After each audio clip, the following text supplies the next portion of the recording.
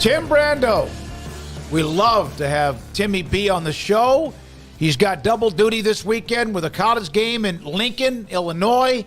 Brett Bielema, Matt Rhule, Nebraska, and then also an NFL game. Timmy B, thank you. I know you've had a busy day flying in and also doing other engagements. Thank you for your time. Are they locked in Lincoln, even though the game's got a couple of days away?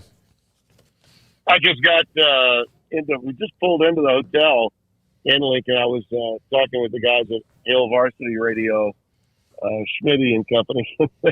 they're buzzing. I mean, they are big time buzzing here. And, for the first time in a while, Smoke, they've got reason to do that because Matt Rhule is a proven commodity. I mean, you know that better than anybody. You look at what he did at Temple in year 2, what he did at Baylor in year 2, and now he's got, a program that, no disrespect to either one of those programs, including yours right there in lovely Waco, but you got a lot more tools to work with and a lot of great history that you didn't have at Temple and you really didn't have at Baylor. And the sky's the limit in terms of what they can actually achieve. I really believe that if they win this game against Illinois on Friday night, they got a great opportunity to get to 7-0 by the time they go into Columbus. And if they can go into Columbus 7-0, look out, because they'll be a dangerous 7-0 by that time. The schedule has been perfect for them in terms of the development. Dylan Raiola is, you guys remember all the great things I was saying about Avery Johnson before we went into Manhattan last week. Well, you watch Dylan Raiola and Avery Johnson side by side. I mean, they look like clones. And they have similar profiles, local kids, guys that dreamed of playing quarterback at said institution, with parents that were part of the program, all that. Okay. So, the mixture of what you have to really rev up the locals to go along with the history and tradition of this program at Nebraska. Oh my God. Now look, I've been through the different machinations of them trying to bring their program back to the level of the Tommy Frazier-led Huskers in the 90s, and they flamed out each time. But when they flamed out, they weren't doing it with coaches that have a similar pedigree to that of a Matt Rhule, at least at the collegiate level. And for media types that were concerned because it didn't work out for him in Carolina, look no further than where the Carolina organization is now, okay, to understand that was outside his control. All right, that's the most pitifully run NFL organization, period, with exclamation point. Whereas, now he's got more control over his success at a place like Nebraska. And I think he also learned the hard way, maybe, but like a lot of coaches, that he's a college coach. He's not a pro coach.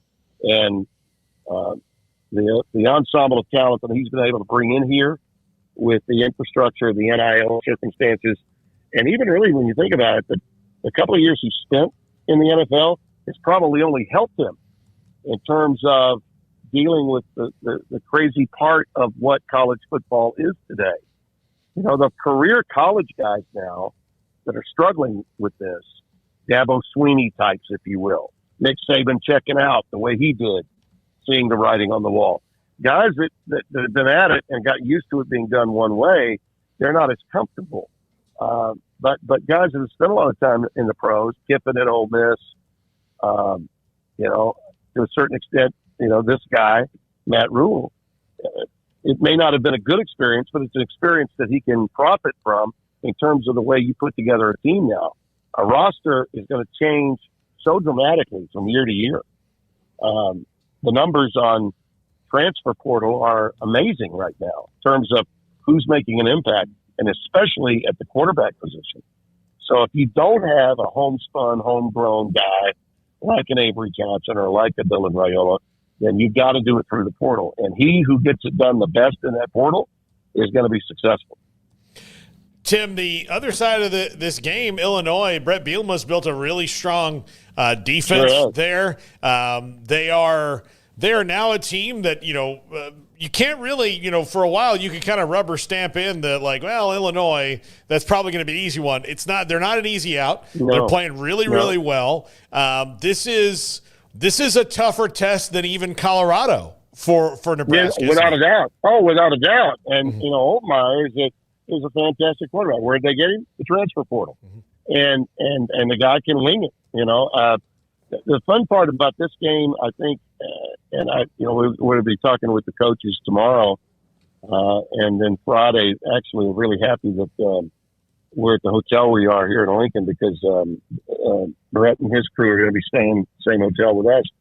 We'll be able to visit with them tomorrow night. They both are mirror images of one another. These are two coaches that want to pound the rock. First and foremost, you got to run the football and you got to run it well. The last time I saw Matt Rhule coach a team at the collegiate level at Baylor was the team that, if you recall, had that unfortunate loss at TCU before they beat Oklahoma and went on to win the Big 12 championship. I don't need to tell you about the converted linebacker that turned into a running back. Yeah. and helped him pound the rock. You got to find running backs to first and foremost win the game with your strength and your brawn, and then have dynamic plays, explosive plays in the passing game. And he's got that with Holtmeyer's quarterback. And, it's just the foundation for both of these guys is the same. Brett has won in the Big Ten. He knows how to win in that league. And I think at Illinois, they had a tough year last year, had some tough losses and injuries. So I thought last season was a bit of an aberration for them. They had a really good year, if you recall, the season before that in 22. And I think they're back on track now. That win against KU gave them some juice. And looking at, they played an FCS. You look at the FCS opponent that Nebraska had last week. That was a numbers game. They were able to just pick up and move on. But Illinois, I thought, looked really good on tape too.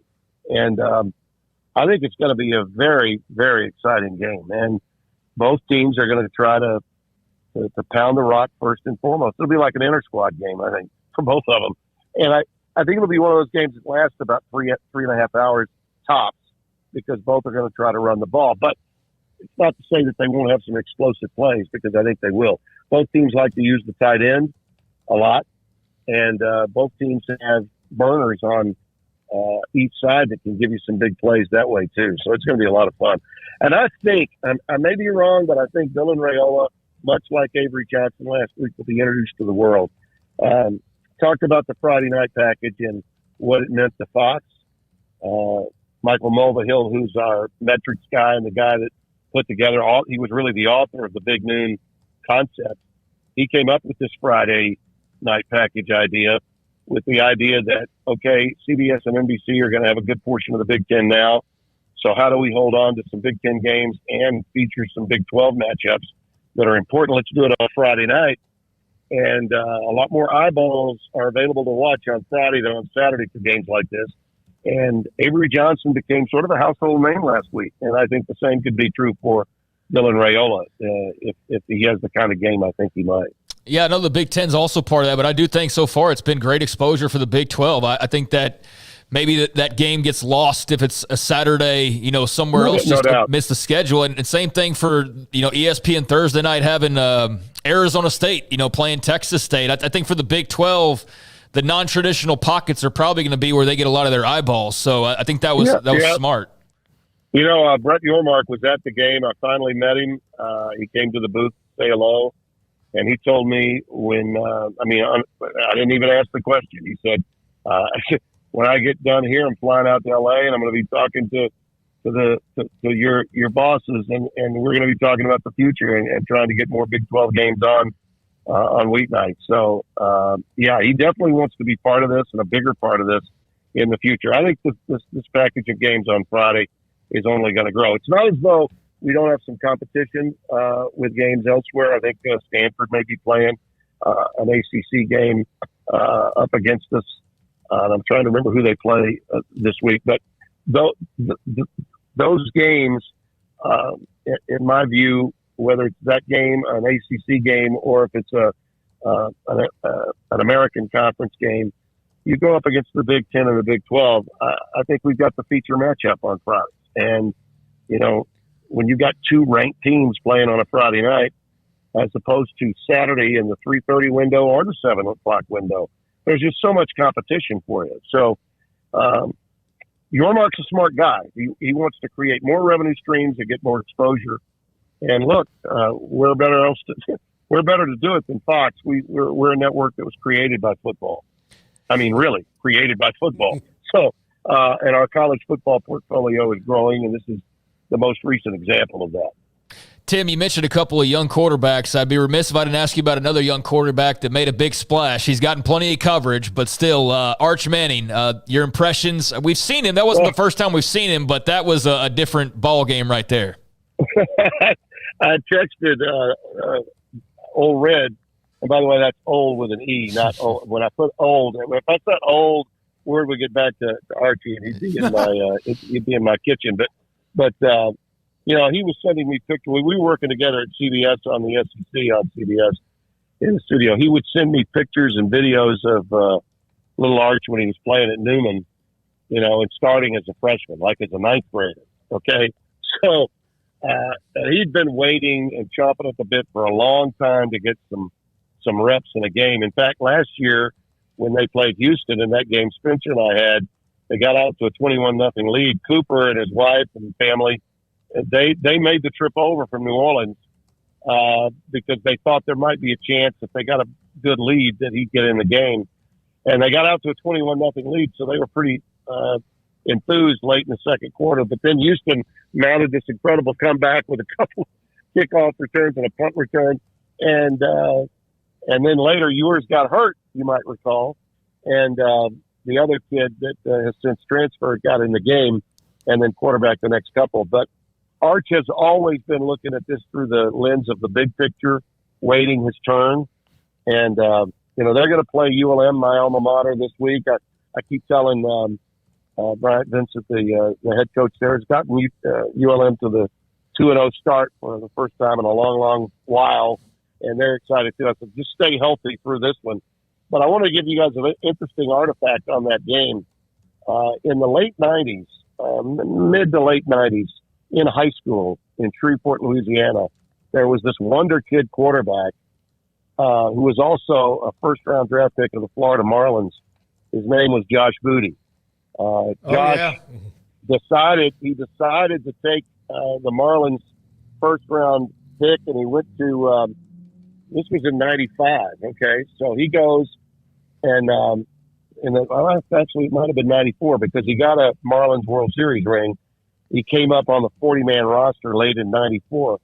Then he decided because he couldn't hit the curveball, and his brother Abram was going to LSU to play as a wide receiver, and he desperately wanted to get back into football. So he gave just about all of his bonus money back to the Marlins so he could go back to LSU and become a starting quarterback and play with his brother.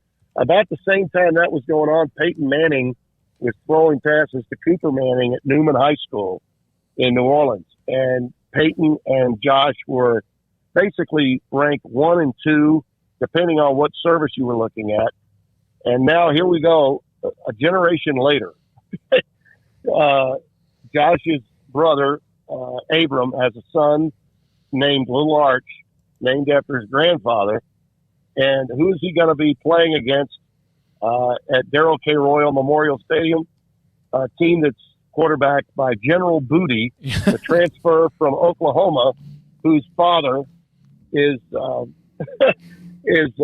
David, the brother of Josh. So how amazing is that? Yeah. I mean, talk about a genealogical quarterback story to end all stories.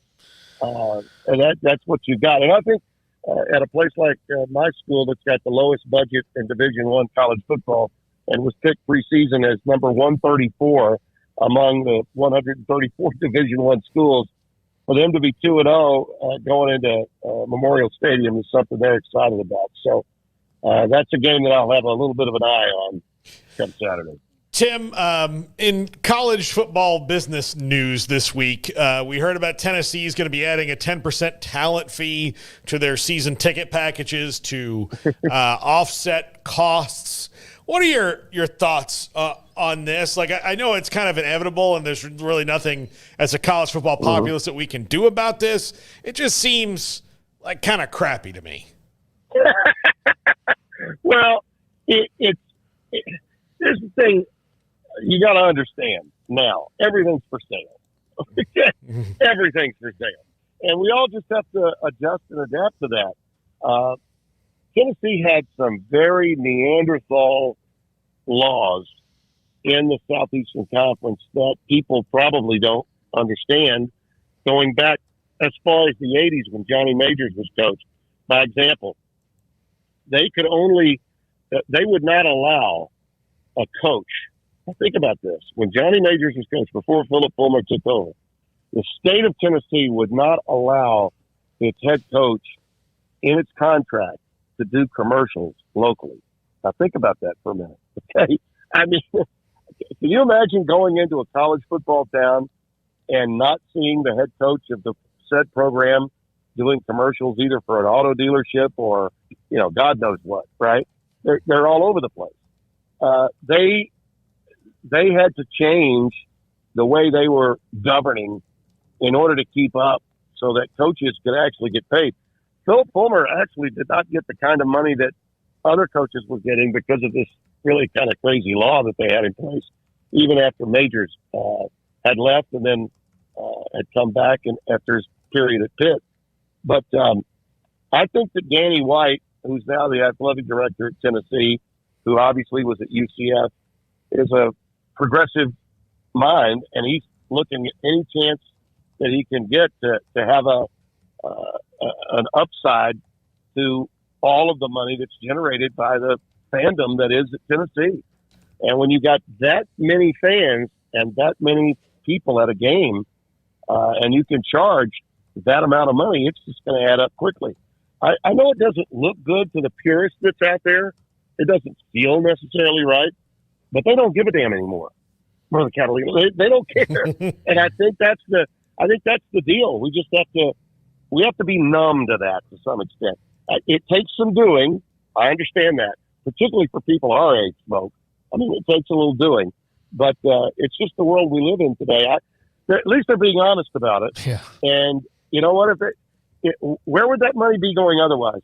The amount of money that athletic departments have historically wasted on their programs is I couldn't even begin to tell you how much money has been wasted. Think about how many coaches have been fired. Now, I understand boosters now can pay it off. At a lot of places, they'll just pay off the coach like they did at A&M. But in a lot of schools, the state was actually required to honor the contract. So what did they do? They made them associate athletic directors, and they hung around with offices getting $85,000, $100,000 of athletic department money for what? Just for what? It was just totally wasted. And I think now if the money is going to go to the players, so be it. At least be transparent about it, which I think Tennessee is. Tim, your thoughts on the Pac, whatever it's going to be when all is said and done. But, I mean, the Pac is going to continue living. It's going to have more than just Oregon State and Washington State. And it's just a matter of if it's 8, 10, or whatever ultimately. That's all getting sorted out right now. But your thoughts on all of that? Well, I love it. And how smart was Wazoo and Oregon State to do what they did, huh? Yeah. I mean, think about it. The cry from the fans of Cal and Stanford to please God find a way to get out of your ACC deal to come back. It's already out there. Okay, it is. And they got impatient, they panicked, and they did what they felt they needed to do. And now, they've inherited some of the ACC's issues, which are plentiful. The Washington State and Oregon State, they decided to go to court and they won with the Pac-12 schools that left to go to the Big Ten. And basically, because the conference remained intact and those schools left with time remaining on the contract that we're currently in, those schools pocketed all the money that was vacated by those schools that left for the Big Ten and the Big 12. $52 million annually for the next 2 years, which would tide anybody over playing at the Division I level. So Washington State was able to piecemeal, as was Oregon State, a schedule of mostly Mountain West teams and a few other teams to play, get their rivalry games moved to last week that used to be played rivalry weekend. And hell, Wazoo not only was able to pull it off, they got the W and ruined it for Washington. And now they've got a schedule. I think I told you guys this because I was out at Washington State for the Texas Tech game. They've now beaten the two teams that are Power 4 conference teams. They're on their schedule. They should be favored in every game until they go to Boise State. Guys, what if Washington State's undefeated at the end of the year? They become an enormous fly in the ointment for the College Football Playoff Committee. They would have lined up, done everything that they had to do, and beaten the two teams that are in the Power 4 that they play. And in beating Washington in Seattle, granted it wasn't at Husky Stadium, it was where the Seahawks play, but that's a hell of a deal. And I still think Washington's good. People there were questioning that option play that they decided to run at the end of the game. I know Brock Ewing was a little anal about it on his own show, talking to Coach Peterson earlier this week. But listen, that was a huge win for Dickert and for the Washington State program. Now with those schools coming in, the Mountain West teams, and I think they're legitimate, San Diego State, Boise State, these are legitimate programs. If they can get one or two more, then I think they immediately can become Power 5 all over again. I think there's a very good chance of it. I would take those schools from the Mountain West that they've already talked to, add UNLV, which I believe is only a matter of time. They just need to get the infrastructure done with whatever UNLV's financial issues are. But that's a hell of a program right now. Barry Odom is, he went out there and did what he did to Kansas last week. So that league has a chance to bounce back in a huge way. And I applaud Wazoo and Oregon State for doing what they did and exercising some patience and really some good sense in a lot of ways, because they knew that traveling across the country to play against ACC schools like NC State or Wake Forest was just not something that their program necessarily would flourish in. And Stanford and Cal panicked because their administrations don't give a damn. They don't understand college football fans. They never have, and they never will. Tim, last thing, and you've done 2 games in a week, but how about the uniqueness of this week with what you have on Friday in Lincoln, Illinois, and Nebraska, and then you turn around with the what looks like a pretty good Tampa Bay Bucs team and what Baker Mayfield and company have been doing, and their game against the Broncos in Tampa. Yeah, they beat Detroit in Detroit. That's the team that knocked them out of the playoffs last year. And I'm so happy for Baker. I got Spencer and I did his last game in Norman. It was Bedlam in 2015. That was the last year of the Big 12 not having a Big 12 championship game. So they scheduled Bedlam for the last week, and they did it on purpose. And they actually had it the same day as the SEC and the Big 10 championship for the reason that they knew they could get on in the noon window and hopefully get the same kind of jump from winning a championship on a day when other championships were being played, even though it was a regular season game. That was the last Big 12 title game that was won in Norman on Sooner soil. And, Baker had CeeDee Lamb in the gang, and they were able to pull it off. I'm looking forward to seeing him. He's been through so much, 4 different organizations. This is his second trip into Tampa Bay. But this looks like the right time for him with the right organization and offensive coordinator that gets him, understands what he's all about. And I'm also eager to see my friend Sean Payton, because I did Saints preseason games from 2002 with Archie to later with Solomon Wilcox to 2013. That was my last year of doing Saints preseason games. And that was during that period. Of course, Sean came in 06, and I had 7 years with him, got to know him really, really well. And they're all over him in Denver because Bo Nix is running an offense that doesn't look anything like what he had at Oregon, and they struggled a lot. And Bo's been catching a lot of heat.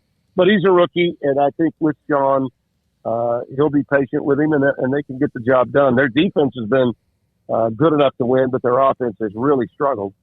And Denver's one of those proud programs in the NFL, proud organizations that's been nowhere in the last 7 years. So they're sort of feeling like the Nebraska of the NFL, the fans in Denver.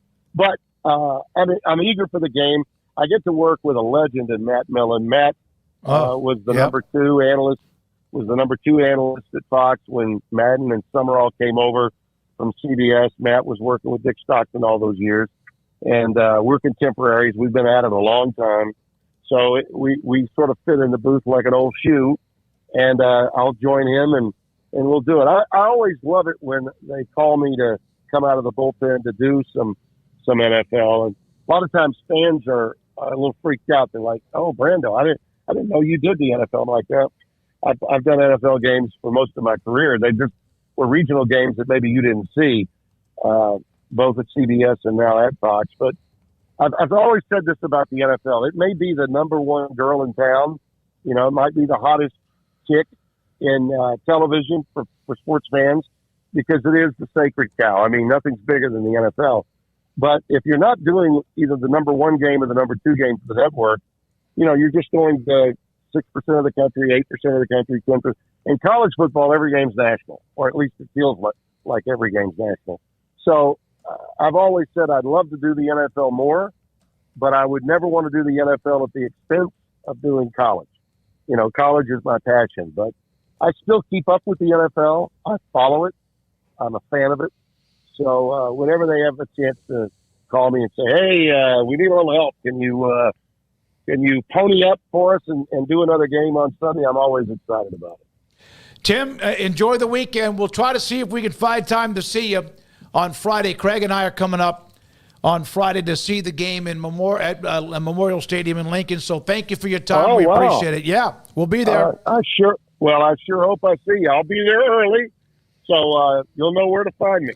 I'll be the guy with the makeup on that's really excited to go in the Keith Jackson bathroom, which is located right in my booth. Oh, that's awesome. That's awesome. Yeah. Don Bryant, the old SID. Yes. The Silver Fox. He loved Keith, and Keith loved him, and he named the booth after him and the bathroom after him. And one of the great thrills of my life was going into Keith Jackson's bathroom to apply my own makeup. Whoa, Nelly, right? Fumble. Bama's got it. Yeah. Alabama got it. Hold on. Tim, thank you. We'll hope to see you Friday. Tim Brando, Fox Sports, has that game Friday in Lincoln, and also the NFL game, Buccaneers at home against Denver.